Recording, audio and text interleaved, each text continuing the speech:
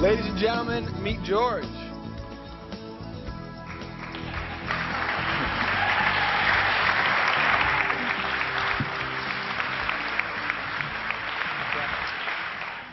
George's graphics will grab you, and its writing will hold you. Politics isn't dry. It isn't dull. So why should a magazine that covers it be?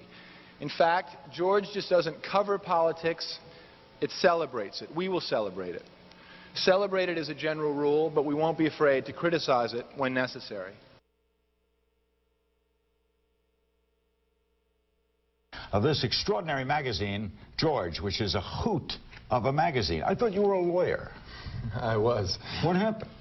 Well, we decided, I mean, actually taking a cue from folks like yourself and you around the 1992 election, that there was an opportunity here to change the definition of a political magazine. Certainly the way Americans were accessing information about politics and politicians was changing. Candidates were appearing on late-night talk shows, on talk radio, on sitcoms, and there was a kind of a leveling process, and while the rest of media clearly had caught up with that, we felt that political magazines per se hadn't. Your mother was a hell of an editor at Doubleday. That's what I hear. Would she have liked George? I think she would have. Because?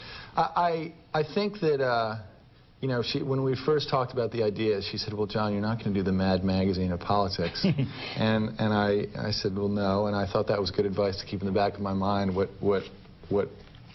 a direction we wanted to go, but I think that she would have appreciated the fact that people had always said that you can't do a fun magazine about politics that combines the serious as well as the playful, which is about personalities, because that's what public life is about.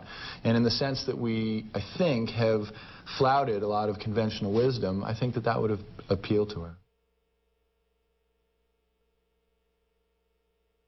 I mean, the point is, if you're going to make politics and popular culture, a magazine about the intersection of politics and popular culture, then you might as well come out and do it. And you know, what I said before about political magazines playing by the same rules as other lifestyle magazines, that's what we're trying to do, you know. Celebrities attract attention.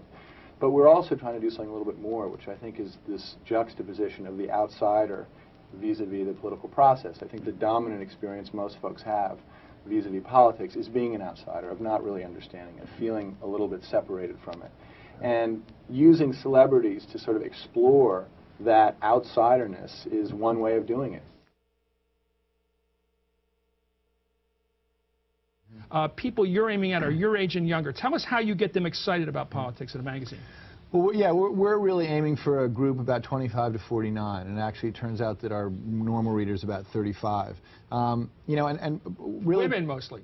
Yeah, well, it's 60-40, which is good for us because, you know, women buy most magazines, but yet a fraction of political magazines. So the fact that we're, you know, reaching an audience that never probably bought a political magazine before is great, because that's really part of the original mission.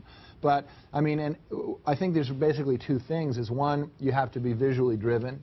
You have to really catch people's attention because there's so many things competing for their attention.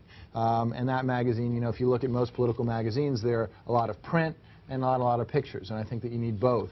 You know, the trick is catching people's attention, and if the only thing that people see are, you know, a bunch of men fighting on television all the time, or negative commercials on television, or acerbic editorials, then they're going to turn their attention somewhere else. And so we want to try to kind of bring a little bit more fun back into a little levity, but be serious-minded at the same time. How would you judge the success of George over, like, the next 5 years?